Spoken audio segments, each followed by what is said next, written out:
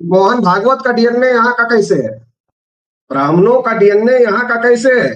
Times of India में 21 मई 2001 को जो खबर छपी उसके मुताबिक जो ब्राह्मणों का डीएनए है वो यूरेशियन लोगों से मिलता है। भेड़िया जब बूढ़ा हो जाता है तो शाकाहारी बनने का ढोंग करता है, इसका मतलब वो शाकाहारी नहीं हो सकता, क्योंकि उसका चरित्र शाकाहारी होने का नहीं। आरएसएस की जो मूल आइडियोलॉजी है वो मूल आइडियोलॉजी मुस्लिम विरोध के आधार पर खड़ी हुई। ओबीसी को इतना दिन तक साथ में हिंदू के नाम पर ओबीसी का साथ सहयोग लेते रहे। जितनी गवर्नमेंटें इनकी बनी ओबीसी के साथ सहयोग के बगैर नहीं बनी। लेकिन ओबीसी के साथ क्या किया इन्होंने? मुसलमानों को जो उनके धर्म ग्रंथ में जो उनको आदेश है वो आदेश ये है, मजलूमों के साथ खड़े होने का आदेश है, जालिमों के साथ खड़े होने का आदेश नहीं है। तो जी। भारत में मजलूम कौन है? तो भारत में क्या मजलूम 3.5% मनवादी ब्राह्मण है? हमारे साथ चौधरी विकास पटेल, राष्ट्रीय अध्यक्ष, राष्ट्रीय पिछड़ा वर्ग मोर्चा से हमारे साथ मौजूद हैं। बात करेंगे सर, आरएसएस के भी 100 साल पूरे हो गए, उसके बाद प्रधानमंत्री द्वारा महिमा मंडल किया गया पूरे देश भर में, और जिस तरह वो रजिस्टर्ड संगठन नहीं है फिर भी उसके तरह तवज्जो दी जा रही है, उसके अध्यक्ष को जिस तरह सिक्योरिटी प्रदान की जाती है, जैसे मौलाना अरशद मदनी सर, तो उन्होंने आरएसएस की जम के तारीफ की है। क्या कहेंगे? और बता रहे हैं कि आरएसएस चाहता है कि हिंदू मुस्लिम में भाईचारा निर्माण हो, और मोहन भागवत की तारीफ में काफी उन्होंने कसीदे पढ़े। क्या कहें? भेड़िया जब बूढ़ा हो जाता है तो शाकाहारी बनने का ढोंग करता है, इसका मतलब वो शाकाहारी नहीं हो सकता, क्योंकि उसका चरित्र शाकाहारी होने का नहीं। आरएसएस की जो मूल आइडियोलॉजी है वो मूल आइडियोलॉजी मुस्लिम विरोध के आधार पर खड़ी हुई। और वो मुस्लिम विरोध इसलिए नहीं है कि उन्हें मुसलमानों का विरोध करना है, वो मुस्लिम विरोध इसलिए है कि इस देश में जो ओबीसी एससी एसटी के लोग हैं, जिनको उन लोगों ने हजारों साल से धर्म ग्रंथों में लिखकर शूद्र और अछूत बनाकर रखा, और उनको तमाम प्रकार के जो मौलिक अधिकार थे उन मौलिक अधिकारों से वंचित करके रखा। तो उन लोगों को मूर्ख बना करके 3.5% ब्राह्मणों के साथ जोड़कर लोकतंत्र में बहुसंख्यक बनने की दृष्टि से ये आइडियोलॉजी डेवलप की गई।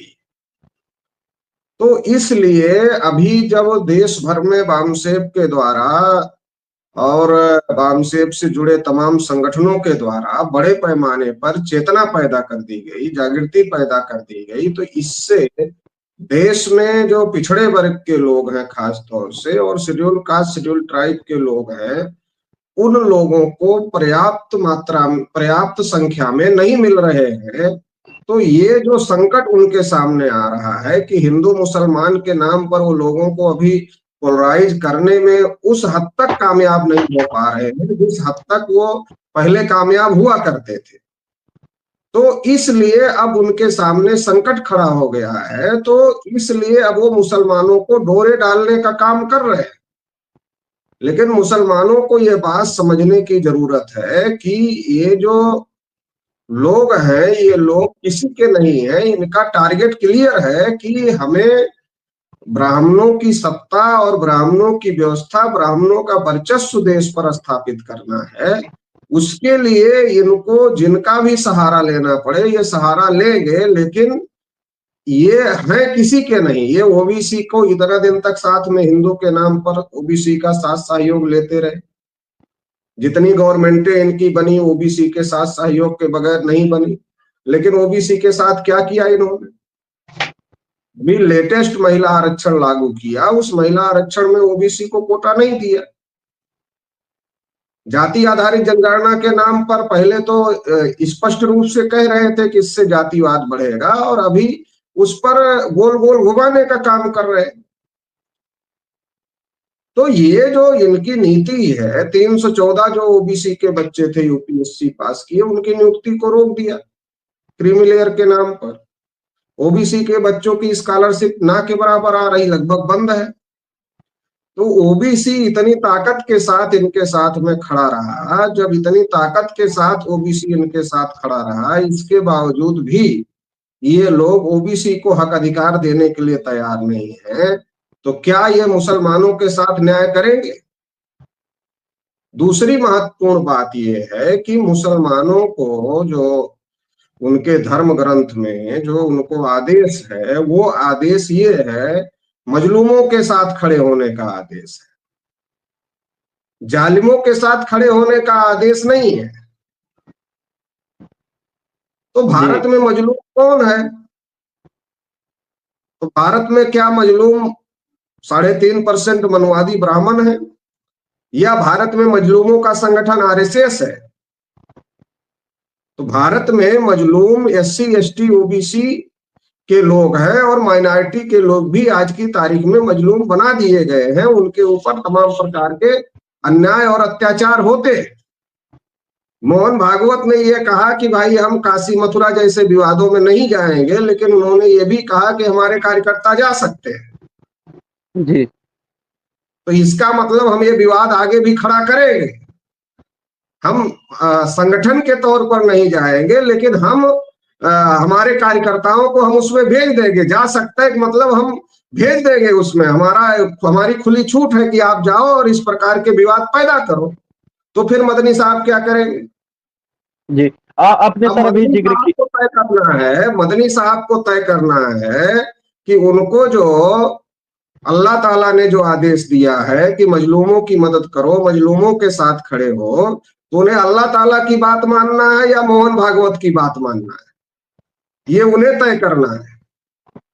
और अगर अल्लाह ताला की बात नहीं मानेंगे, मोहन भागवत की बात मानेंगे, तो भारत का मुसलमान इसलिए ही तो संकट में है क्योंकि उन्होंने अपने धर्म ग्रंथों की बात नहीं मानी, उन्होंने अपने पैगंबर की बात नहीं मानी।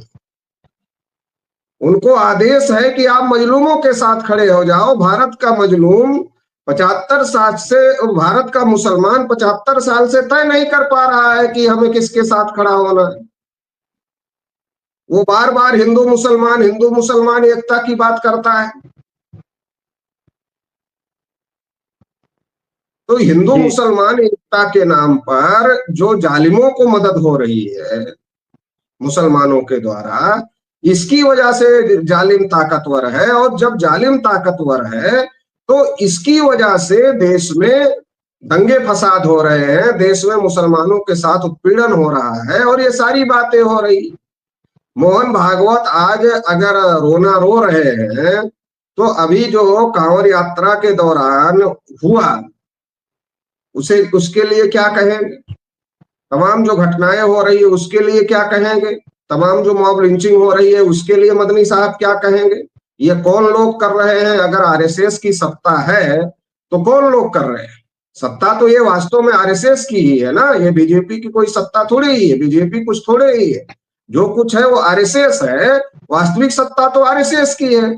आरएसएस की सत्ता में ये सारा कुछ हो रहा है।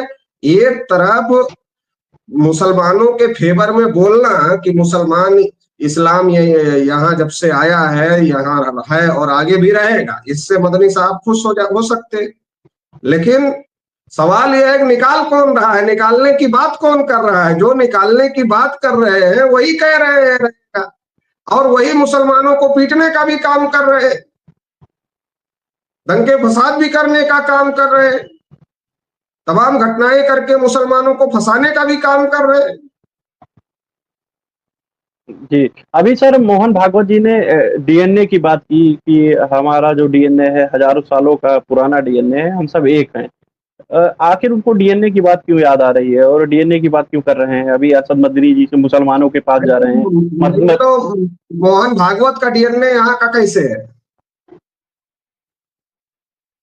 ब्राह्मणों का डीएनए यहाँ का कैसे है? टाइम्स ऑफ इंडिया में 21 मई 2001 को जो खबर छपी उसके मुताबिक जो ब्राह्मणों का डीएनए है वो यूरेशियन लोगों से मिलता है। तो मोहन भागवत सबकी बात करके अपनी बात छुपाना चाह रहे हैं। मुसलमानों का डीएनए तो यहाँ का है, क्योंकि मुसलमान जो आज भारत में हैं वो अरब ईरान से आए हुए लोग नहीं है, वो यहीं के लोग हैं।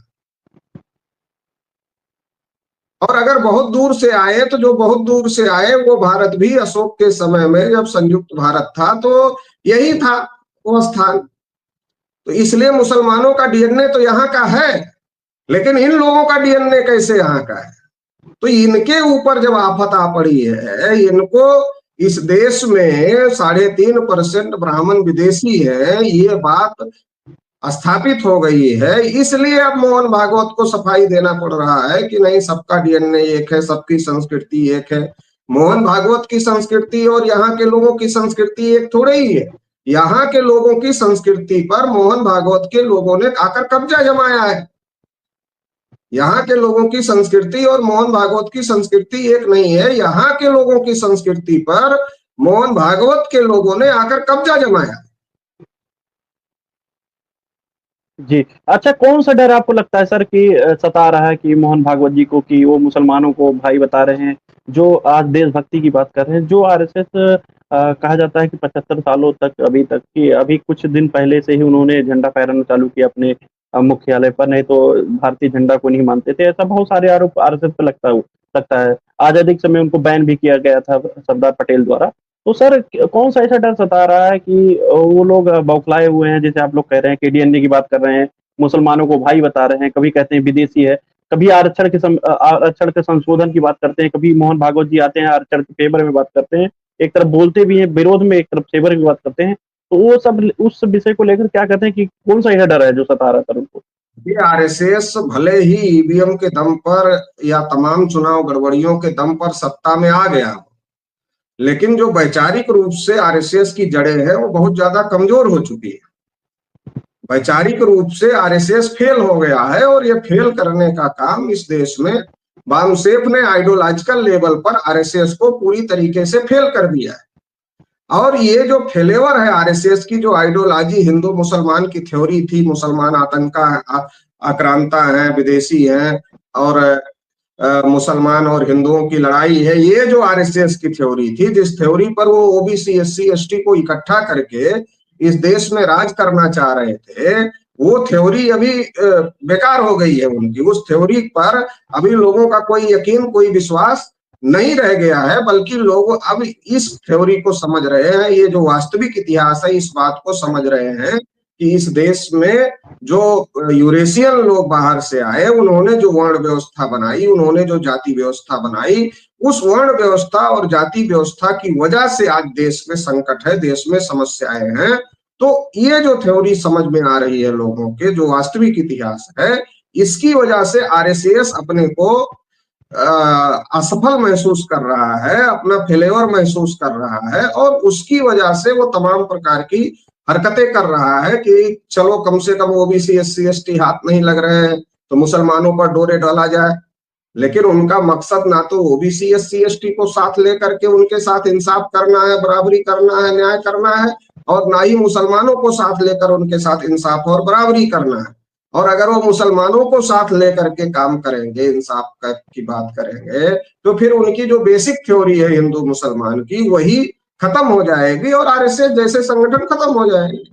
तो इसलिए ये केवल और केवल दिखावा है, ताकि लोगों में मैसेज जाए कि हम इस प्रकार की भी बात कर रहे हैं। यह सॉफ्ट रुख दिखाने की बात है, हर मुद्दे पर सॉफ्ट रुख मोहन भागवत ने दिखाया कि भाई वंचित वर्गों के साथ दोस्ती करनी है। कैसे दोस्ती करनी है? तुम्हारी तो सरकार है, और तुम्हारी सरकार है तो वंचित वर्गों के साथ अन्याय अत्याचार हो रहा है। मुसलमानों के साथ दोस्ती करनी है, मुसलमानों की सबसे ज्यादा पिटाई तुम्हारी सरकार में हो रही है, और दोस्ती भी मुसलमानों के साथ में करनी है। तो काम कुछ अलग चल रहा है, बात कुछ अलग चल रही है। अब केवल बात से जो लोग खुश हो सकते हैं, उनके बारे में क्या कहा? जी। तो साथियों, हमारे साथ थे चौधरी विकास पटेल सर, जिन्होंने कहा कि भेड़िया अगर शाकाहारी हो जाए तो ये नहीं समझना चाहिए कि शिकार करना भूल गया है। तो आज मैं जो तो मोहन उसको भागवत जी खाना लेकर जाता है, उसको भेड़िए को, जब भेड़िया बूढ़ा हो जाता है तो वो शिकार करने की स्थिति में होता नहीं। आरएसएस के लोग जो ओबीसी एससी एसटी को शिकार बना रहे थे, धीरे धीरे ये बात ओबीसी एससी एसटी को समझ में आई तो शिकार करने लायक नहीं है, इसलिए अब वो शाकाहारी होने का ढोंग कर रहे हैं कि वंचित वर्गों के साथ दोस्ती करो, मुसलमानों के साथ दोस्ती करो। अब इसमें जो दया दिखाएगा, जो दया दिखाएगा कि हम भेड़िया भूखा है, अब तो शाकाहारी हो गया, इसको खाना खिला के आते हैं, तो भेड़िया को जो खाना खिलाने जाएगा, भेड़िया उसको ही खा जाएगा। मदनी साहब को भी ये बात समझनी चाहिए, और ओबीसी एससी एसटी के लोगों को भी ये बात समझनी चाहिए कि हमको दरिया दिली दिखाने की जरूरत नहीं है। इतना पाप इन लोगों ने किया है कि इनका खत्म हो जाना ही ठीक जी। है। दरिया तो दिली दिखाकर इनको दिखाने की जरूरत नहीं है। जी। तो साथियों सर ने स्पष्ट रूप से जो हमने क्वेश्चन किए उस पे अपने जवाब दिए। साथियों, जिस तरह समाज में प्रतिदिन जागृति बढ़ रही है, सर लोग जागृत कर रहे हैं लोगों को, तो आज जो बहुत बड़े पैमाने पे जागृति देश के हर कोने में फैल चुकी है। खास करके एससी एसटी ओबीसी समाज में जो जागृति बढ़ी है उसके उसका एक डर का माहौल है कि आरएसएस जैसे तमाम संगठन आज डीएनए की बात कर रहे हैं, संविधान की बात कर रहे हैं। तमाम ऐसे मुद्दे बार-बार उठाते हैं कि लोगों को गुमराह किया जा सके। और हमारे जो जो लोग अनभिज्ञ होते हैं इन सब विषयों से, वो जाकर उन्हीं का समर्थन करते हैं। तो साथियों, इस विषय पर आपका क्या कहना है कमेंट बॉक्स में ज़रूर दीजिए। तब तक के लिए बने रहिए भोजन 85 के साथ। धन्यवाद सर, अपने महत्वपूर्ण जानकारी दी और समय देने के लिए।